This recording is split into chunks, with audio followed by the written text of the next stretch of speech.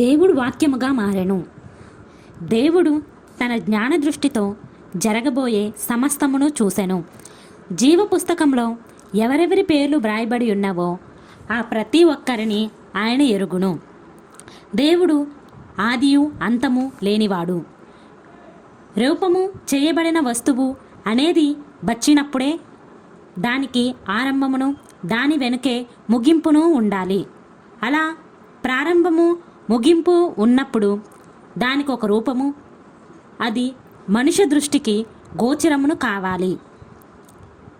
అలా అదృశ్యమైన దేవుడు ఒక ఆరంభమును కలిగించి తనను తాను ఒక శరీర రూపంలోనికి మార్చుకొని వాక్యమని, ఆది సంభూతుడు లేక దేవుడైన యెహోవా అని మరి ఇతర పేర్లతోనూ పిలువబడెను. వాటిని తరువాత మనము చూడగలము. జనులు విశ్వాసమును, విధేయతను కలిగి ఆయనను తృప్తిపరిచినప్పుడే ఆ జీవము గల స్వరూపమును ఆయన వారికి చూపెను. ఆ వాక్యము అనే స్వరూపము ద్వారానే సమస్తమును సృష్టించబడెను. అందుకే ఆదియందు వాక్యముండెను, వాక్యము దేవుని యొద్ద ఉండెను, వాక్యము దేవుడై ఉండెను. ఆయన ఆదియందు దేవుని యొద్ద ఉండెను. సమస్తమును ఆయన మూలముగా కలిగెను. కలుగున్నదేదియు ఆయన లేకుండా కలగలేదు. ఆయనలో జీవముండెను. ఆ జీవము మనుషులకు వెలుగై ఉండెను. ఆ వెలుగు చీకటిలో ప్రకాశించుచున్నది గాని చీకటి దాన్ని గ్రహింపకుండెను. యోహాను 1:1-5 లోపలనున్న ఆత్మ తన ఆలోచనను మాటలలో బయలుపరచుటయే వాక్యము. దేవుని ఆలోచన శబ్దముగా బయటికి వచ్చుటయే వాక్యము. వాక్యము దేవునితో నుండెను, వాక్యము దేవుడై ఉండెను. అదృశ్యుడైన దేవుడు ఈ రూపంలో మాట్లాడినప్పుడు అది దేవుడే మాట్లాడినట్లు గమనించుడి. దేవుని ఆది సంభూతుడే ఈ వాక్యము. దేవుడు తననే ఈ వాక్యముగా సృష్టించి ఆరంభమును ముగింపును కలిగి కాలపరిమితిలో క్రియను జరిపించుచున్నాడు. కీర్తనలు 89:27 నేను అతన్ని నా జ్యేష్ఠ కుమారునిగా చేయుదును అనుటకు అర్థమేమనగా, దావీదు సంతతిలో ఒకన్ని నా జ్యేష్ఠ కుమారునిగా చేయుదును అని దేవుడు పలుకుచున్నాడు. ఆ పని పూర్తయిన వెంటనే తిరిగి దేవుడు ఆత్మస్వరూపి అయిన తండ్రి స్థలమునకు వెళ్ళిపోవును. మనుషుడు దేవుడైన యెహోవా యొక్క వాక్కునకు పరిపూర్ణ విధేయత కలిగి ఉండాలని దేవుడు ఆశించుచున్నాడు. ఇర్మియా 17:12 ఉన్నత స్థలమున ఉండు మహిమగల సింహాసనము మొదటి నుండి మా పరిశుద్ధాలయ స్థానము అని చెప్పబడి ఉన్నది.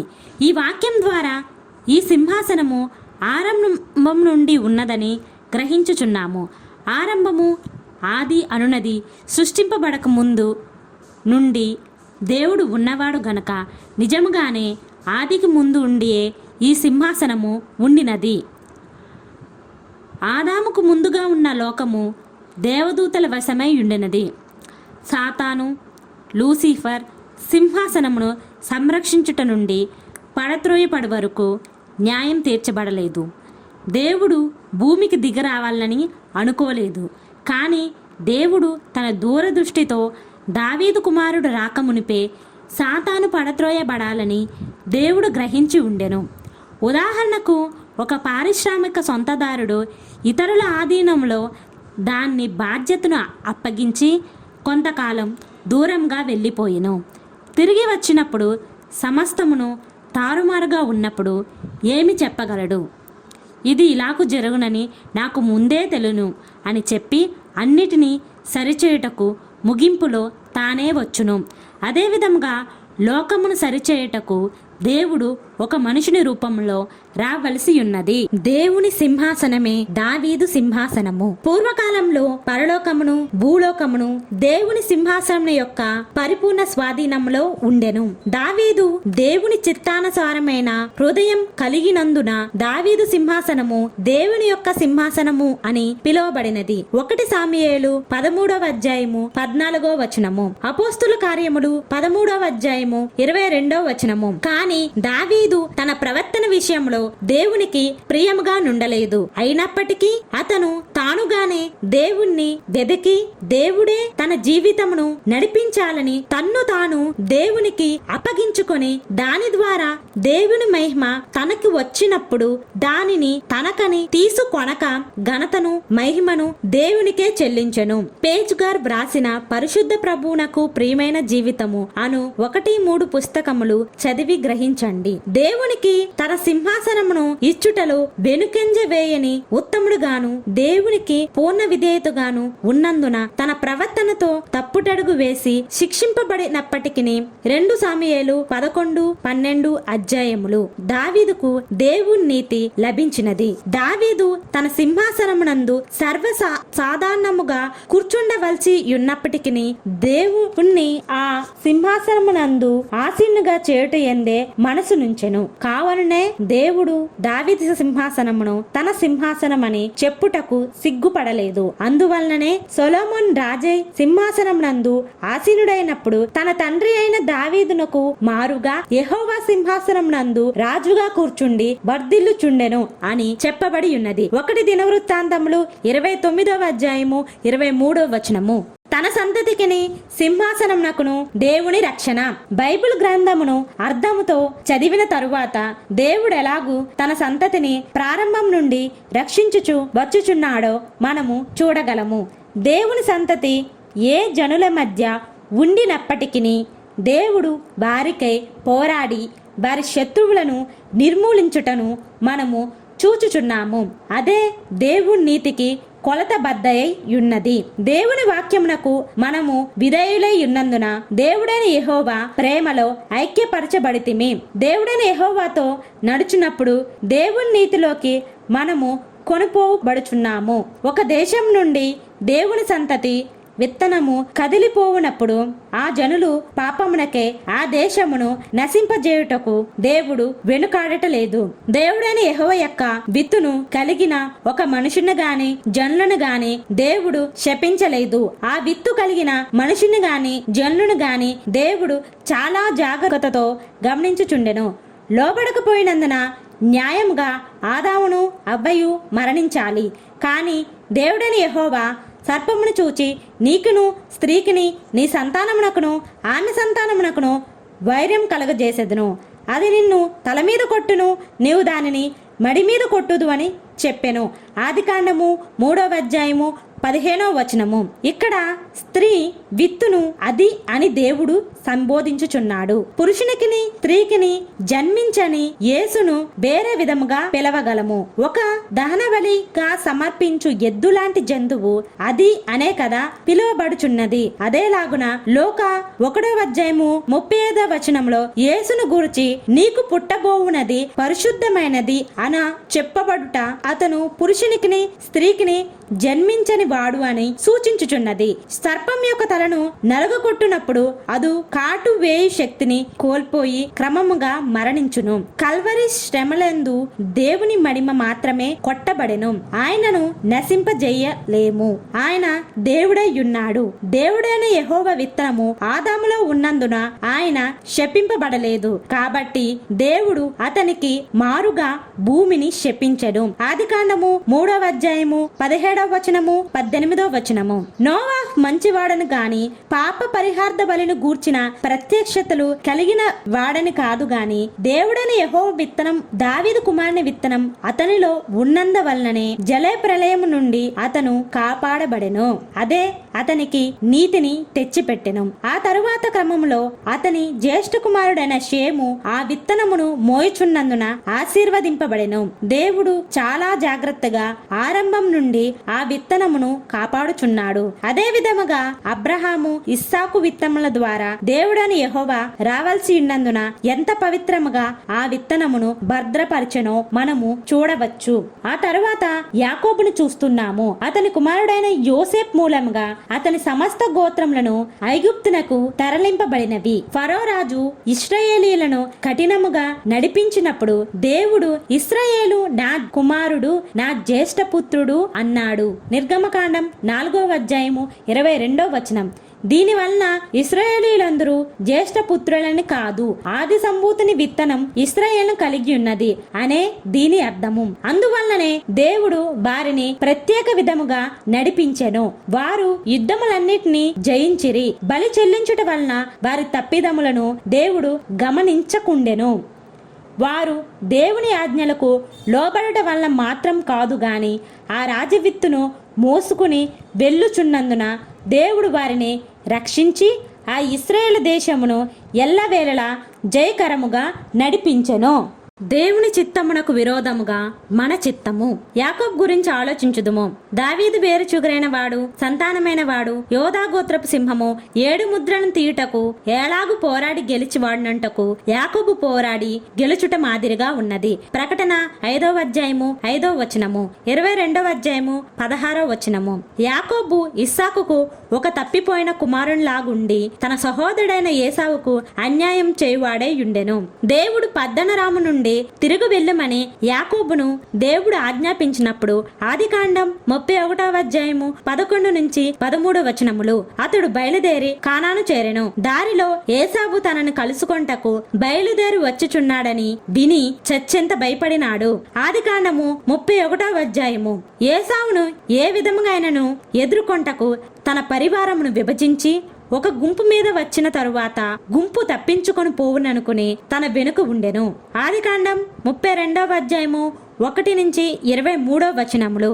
ఈ సమయమున ఒక నరుడు అతనితో తెల్లవారు వరకు పెనుగులాడెను. ఆదికాండము 32:24-32.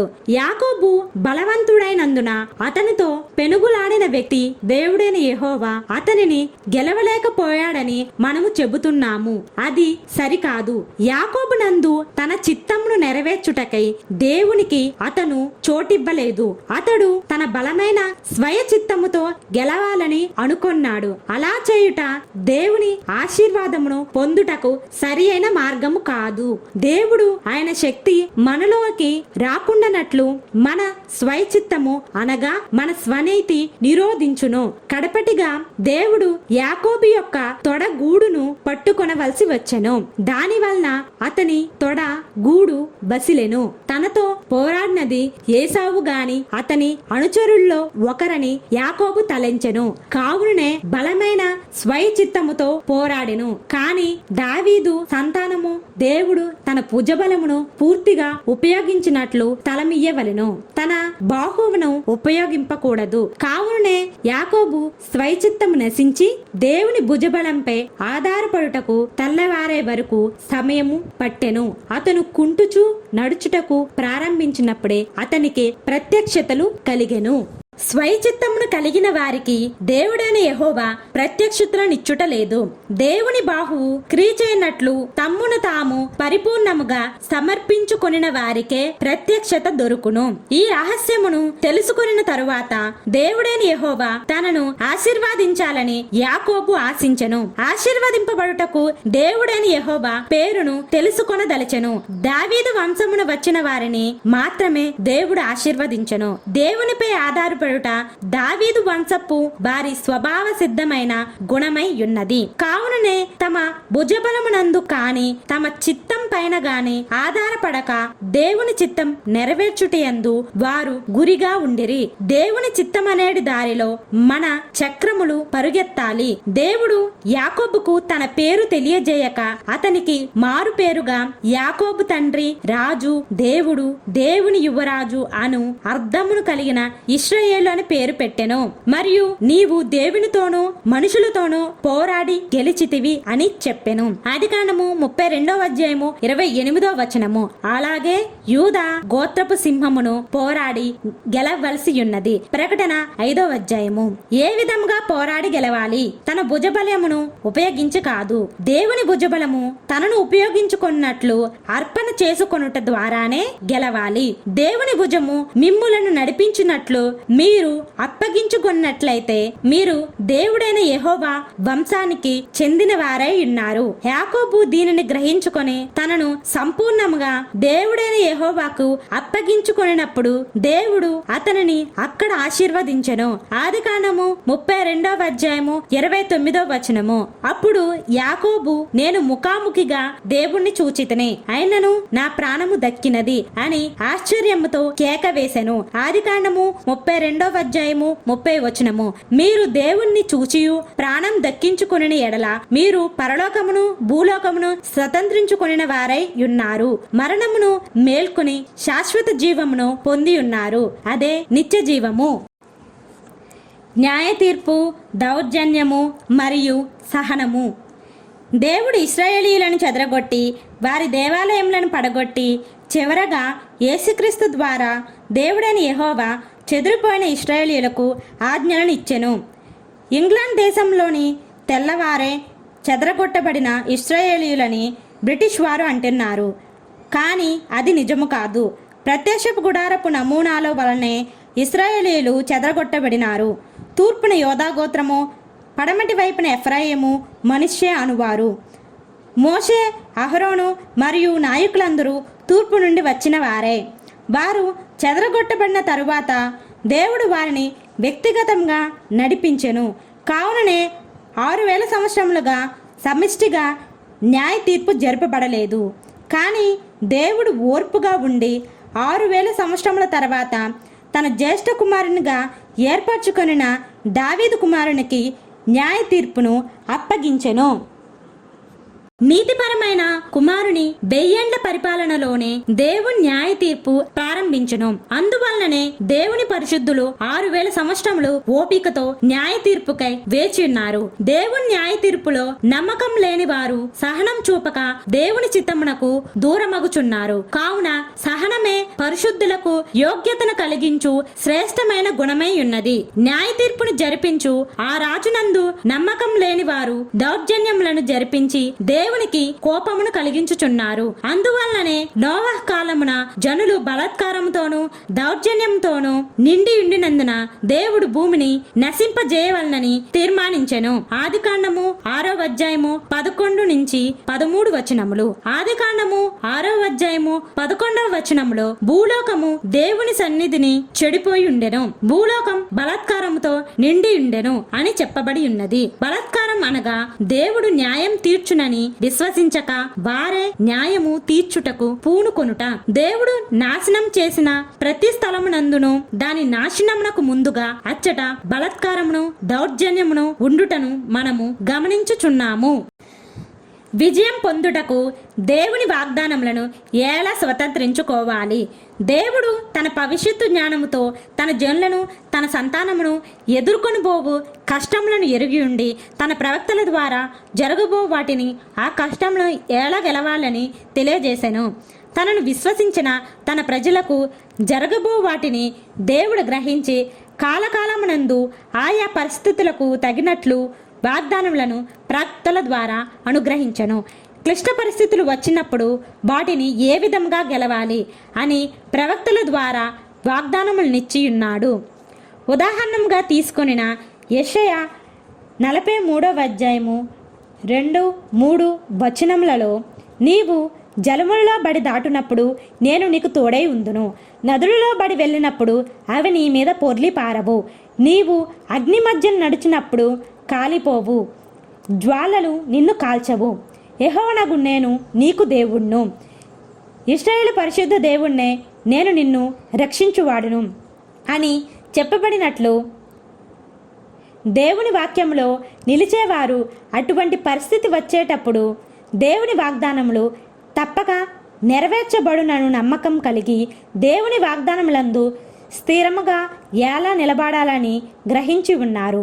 షద్రక్, మేషక్, అబేద్నెగో అనే వారి విషయంలో ఆ వాగ్దానము నెరవేర్చబడలేదా? వారు అగ్నిలో కూర్చుని సంభాషించుచుండాలని వాక్యంలో చెప్పబడలేదు. వారు అగ్నిలో నడవాలి. అందువల్లనే హెబ్రీ యవనస్తులు వాగ్దానము ప్రకారం విశ్వాసం వలన అగ్నిలో నడుచుట మొదలుపెట్టినప్పుడు దేవకుమారుని రూపం కలిగిన ఒకరు వచ్చి దానియేలు 3వ అధ్యాయము 25వ వచనం వారిని విడిపించెను. దానియేలు 3వ అధ్యాయము. ఒకవేళ వారు అగ్నిలో కూర్చుని మాట్లాడుచుండిన ఎడల వారు మరణించి ఉందురు. కావుననే బైబిల్ గ్రంథంలోని ప్రతి వాగ్దానమును సరిగ్గా వాక్యమునకు వాక్యము ఎలాగున్నదో అలాగే స్వతంత్రించుకోవాలి. ఈ విధంగా దేవుని వాగ్దానమును స్వతంత్రించుకునే ప్రత్యుత్తరములను విజయమును పొంది సామాన్య మానవునికి దేవుడైన యెహోవా జనులకును గల గొప్ప భేదమును లోకమునకు చూపెట్టవచ్చును. ఉదాహరణకు 1 దావీదు గొల్యాతు 1 సాముయేలు 17వ అధ్యాయము. 2 ఏలియా బయలు ప్రవక్తలు 1 రాజులు 18వ అధ్యాయము. 3 మికాయా మరియు 40 మంది ఆహా ప్రవక్తలలో ఒకరైన సిద్కియా 1 రాజులు 22 మరియు 2 దినవృత్తాంతములు 18వ అధ్యాయం. కానీ అన్ని క్లిష్ట పరిస్థితుల్లోనూ అసాధారణ విధముగాను అసామాన్యమైన క్రియల ద్వారా విజయము ఇవ్వబడెను. ఉదాహరణ 1 మోషే చేతులు ఎత్తుబడుట. నిర్గమకాండము 17వ అధ్యాయము 8 నుంచి 12 వచనములు. 2 యెహోషువ చేతే ఈటె చాపబడుట. యెహోషువ 8వ అధ్యాయము 18వ వచనం. 3 యెరికో పట్టణ ప్రాకారము 7 మారులు చుట్టి వచ్చినప్పుడు కూలిపోవుట. యెహోషువ 6వ అధ్యాయము. దావీదు కుమారుడు పోరాడి గెలుచుటకు ఇవన్నీ చిహ్నములుగా ఉన్నవి. ఒక రాజు యొక్క అధికారములు. ఇప్పుడు ఒక రాజు యొక్క స్వభావమును అధికారములను పరిశీలించుదుము. ఇశ్రాయేలీయులు తమకు ఒక రాజును నియమించమని కోరికొనినప్పుడు దేవుడైన యెహోవా దానికి కొన్ని నిబంధనలను విధించెను. ద్వితీయోపదేశ కాండము 17వ అధ్యాయము 14 నుంచి 20 వచనములు. ఈ నిబంధనల ఏర్పాటులోనే రాజు యొక్క అధికారములు చాలా విశాలమైనవిగా ఉన్నవి. తమకు రాజు కావాలని అడిగిన ఇశ్రాయేలీయులకు సమూయేలు చెప్పాలని బోధింపబడిన అంశములందు 1 సాముయేలు 8వ అధ్యాయము 11 నుంచి 18 వచనములు.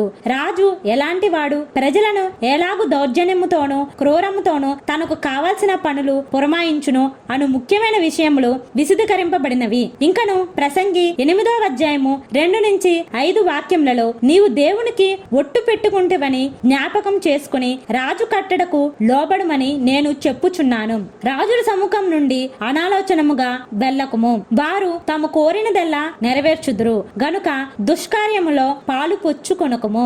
రాజుల ఆజ్ఞ అధికారం కలది. నీవు చేయి పని ఏమని రాజుతో చెప్పగలవాడెవడు అని చెప్పబడి ఉన్నది. ఈ వాక్యములు రాజుకెంత అధికారం కలదనియు అతడు చేయు కార్యములను కాని అతని మాటలను గాని ప్రశ్నించుటకు ఎవరికిని అధికారం లేదనియు చెప్పబడి ఉన్నది. కాని రాజు పాలనను దేవుని అందరూ ఆమోదించరు అని అర్థమును కూడా సూచించుచున్నది. ఒక చిన్న అయస్కాంతము పొడి పొడిగా నుండు ఇనుమును తన వైపు ఆకర్షించుకొనును. అదే సమయమున ఎదురు దిశలో చెదరగొట్టుటను కూడా చేయును. ఇదే విధముగా దేవునిలో సంతోషించినట్లు కొందరు లాగబడక పోవుదురు. అందువల్లనే ప్రసంగి 4వ అధ్యాయంలో 15-16 వచనంలో సూర్యుని కింద సంచరించు సజీవులందరూ గతించిన రాజునకు బదులుగా రాజైన ఆ చిన్నవాని పక్షముగా నుందురని నేను తెలుసుకొంటిని. అతని ఆధిపత్యము క్రింద జనులకు లెక్కయే లేదు. అయినను తర్వాత రాబో వారు వీని యందు ఇష్టపడరు. నిజంగా ఇదియు వ్యర్థమే. ఒకడు గాలికి ప్రయాసపడినట్టే ఈ విధంగా ఒక రాజాజ్ఞను అతిక్రమించనేరదు. చిన్న ఆజ్ఞగా ఉన్నప్పటికీ వెంటనే లోబడాలి, లేకుంటే దాని ముగింపు మరణమే. సామెతలు 16వ అధ్యాయము 10 నుంచి 14 వచనములు, 19వ అధ్యాయము 12వ వచనము, 20వ అధ్యాయము 2వ వచనము. సామెతలు 16వ అధ్యాయము 14వ వచనములో రాజు క్రోధము మరణదూత, జ్ఞాని అయిన వాడు ఆ క్రోధమును శాంతిపరచును. దేవోక్తి పలుకుట రాజవశము, న్యాయం విధించుటయందు అతని మాట న్యాయం తప్పదు. సామెతలు 16వ అధ్యాయము 10వ వచనము. రాజు కోపము సింహగర్జన వంటిది, అతని కటాక్షము గడ్డి మీద కురియు మంచు వంటిది. సామెతలు 19:12 రాజు వలన భయము సింహ గర్జన వంటిది, రాజునకు క్రోధం పుట్టించువారు తమకు ప్రాణమోసము తెచ్చుకొందరు. సామెతలు 20:2 అనియు గమనించవచ్చును.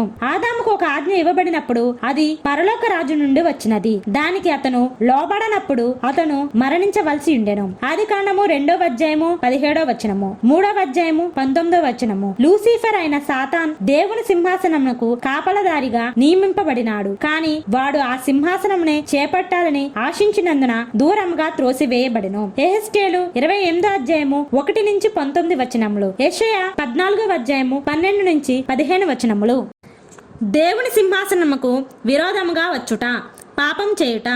ఒక మనుషుని గాని, ఒక గోత్రము గాని, ఒక దేశమును గాని తన సింహాసనమునకు విరోధంగా వచ్చుటకు దేవుడు అంగీకరించడు. నెబుకద్నెజరు, బెల్తెషాజారు, హేరోదు మొదలగు రాజులను, అమలేకీయుల వంటి గోత్రములను అతని సింహాసనమునకు విరోధంగా వచ్చినందున నాశనం చేయబడిరి. బలమైన భూలోక రాజుల సైతము తన సింహాసనమునకు విరోధంగా వచ్చుటకు పరలోకపు రాజు అనుమతించలేదు. 10 ఆజ్ఞలో దేనిని అతిక్రమించినను నిర్గమకాండము 20:1-7 మరియు ద్వితీయోపదేశకాండము 5:6-21 అది దేవుని సింహాసనమునకు విరోధంగా చేయబడిన పాపముగా పరిగణింపబడెను. కావుననే అగ్నిజ్వాలల వంటి ధర్మశాస్త్రమును అతిక్రమించిన వారు రాళ్లతో కొట్టి చంపివేయబడిరి. ద్వితీయోపదేశకాండము 33:2 నీ తల్లిని తండ్రిని సన్మానించుము అనునది ఆజ్ఞ. తల్లిని తండ్రిని సన్మానించుట దేవునిని సన్మానించుటను పోలియున్నది. తల్లిదండ్రులకు మర్యాద చూపినప్పుడే తండ్రి అయిన దేవునికి మర్యాదను భయభక్తితోడి గౌరవమును చూపగలడు.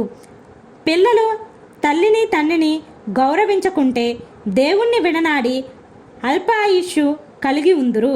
హాము తన తండ్రి అయిన నోవాహును తన కుమారుడైన కనానుతో అతన్ని వస్త్రహీనుణ్ణి చేసినది కాక, దయచేసి తర్వాత చెప్పబడిన నోవాహ్ కనాను శపించుట అను భాగముల్లో చూడుడి. బయటనున్న తన సహోదరులకు దానిని చెప్పెను. అది ధర్మశాస్త్రమును ఉల్లంఘించుటయే ఉన్నందున దేవుని సింహాసనమునకు విరోధమైన పాపమై ఉన్నది. అందువల్లనే హాము కుమారుడైన కనాను నోవాహ్ శపించెను. అలాగే ధర్మశాస్త్రము చంపవద్దు అని చెప్పుచున్నది. ఎవరైనా తన విరోధిని చంపిన ఎడల అది న్యాయ తీర్పును తన స్వంత చేతులతో తీసుకొనినట్లును కుమారుని స్థానమును తీసుకొనుటకు సమమై ఉన్నది. ఆ స్థానమును తీసుకొనుట దేవుని సింహాసనమునకు విరోధమైన పాపమై ఉన్నది.